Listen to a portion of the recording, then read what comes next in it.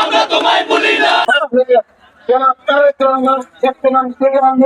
সীতাকুণ্ডবাসী আসসালামু আলাইকুম।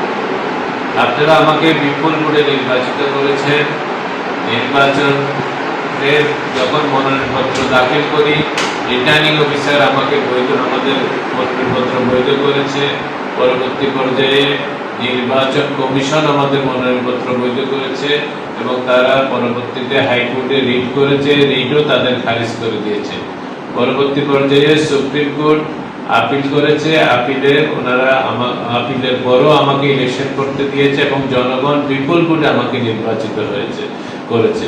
জনগণের এই বিপুল ভোটের নির্বাচনের রায়কে অ্যাপিলেট ডিভিশনের রায়ের মাধ্যমে এটা জনগণের আকাঙ্ক্ষার প্রতিফলন হয় নাই। ইতিমধ্যে আপনারা জানেন যে আমাদের যে ঋণ খেলাপির যে সংজ্ঞা ছিল, সেই সংজ্ঞা অনুসারে আমরা ওই যে প্রতিটি পর্যায়ে বৈধ হয়েছে। এখন যদি অ্যাপিলেট ডিভিশন নতুন কোনো সংজ্ঞা দেয়, অবশ্যই অ্যাপিলেট ডিভিশনের রায়ের বিষয়ে আমাদের মন্তব্য করার কোনো সুযোগ থাকে না।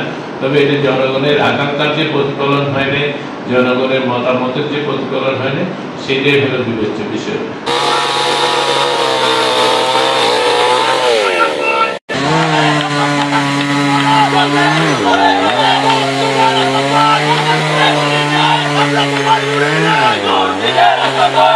দিন যাবৎ ওনার ব্যবসা বাণিজ্য থেকে শুরু করে ওনার যে ব্যবসা বাণিজ্যের পুঁজি ছিলেন সবকিছু লুণ্ঠন করে বিগত ফ্যাসিস্ট সরকার নিয়ে গেছেন। ওনাকে ব্যবসা পরিচালনা করার কোনো সুযোগ দেন নাই, ঋণগুলো ইনস্টেবল করার কোনো সুযোগ দেন নাই। উনি কারাগারে থেকে ব্যবসা পরিচালনা করতে পারেন নাই বিদায় ওনার ঋণগুলো রয়ে গেছেন।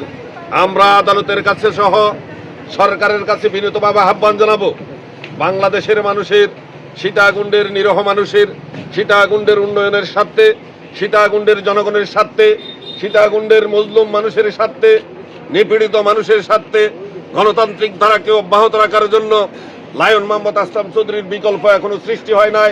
তাই আমরা উদাত্ত আহ্বান জানাবো সরকারের প্রতি, মাননীয় সরকারের প্রতি আমরা উদাত্ত আহ্বান জানাবো, ওনাকে যেন রিভিউতে এই শপথ নেওয়ার সুযোগ করে দেয়, সীতাকুণ্ডের জনগণের খেদমত করার সুযোগ করে দেয়। সীতাকুণ্ড